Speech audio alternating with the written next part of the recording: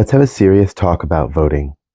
And I'm going to skip right past a lot of the basic logistics and go right to the heart of the matter. Think about it. There are no referenda that we vote on regularly, right? Where we can actually change the baseline mechanisms of how things work in our world.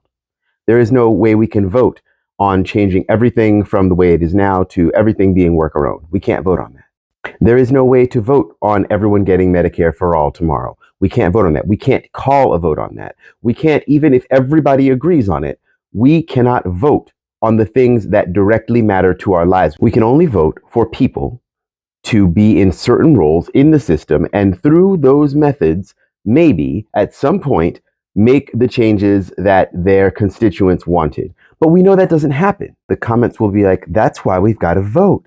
We've just got to vote these people out. And you really are not thinking clearly. I'm not saying this disdainfully. I understand why that's the first thing most people think, because that's what we were taught. And we can't do better until we know better. When you vote, you are voting for this system. That's the only way the rules are set up, right? Like the idea that voting doesn't matter or does matter, like it's kind of the wrong question. What are we voting for? That's the question. At this point, all the laws that are being passed, all the control that has been taken, all the gerrymandering that has been done, whatever you think about voting as the primary driver of change, whether or not at any point in the history of this country it was the primary driver of change, it is not any longer. And we have to accept that right now. That is not a call to despair.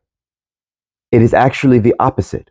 It is understanding that we have more power every day than we realize. I don't know where this saying comes from, but it's important.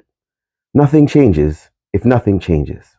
We have to change the way we live our lives. We have to change the way we move through the world and the way that we interact with politics and all of the things that matter to us if we actually want to have a future.